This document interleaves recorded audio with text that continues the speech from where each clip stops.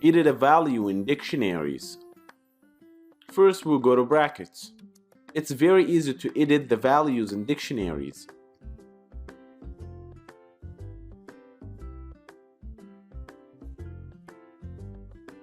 For example, if we have a dictionary called OS, operating systems, key Apple, value is Mac, key Microsoft, value is Windows, keys AT&T, value is PC.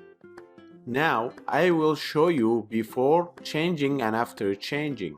So to be very clear, I will print a string before plus OS square brackets quotation marks AT&T, which I want to change its value.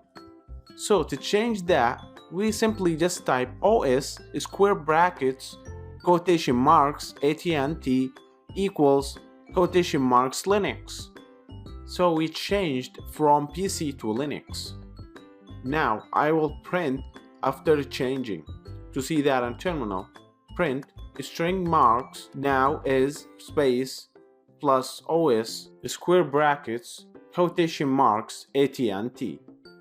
So I will print the full dictionary OS. See that on terminal right now.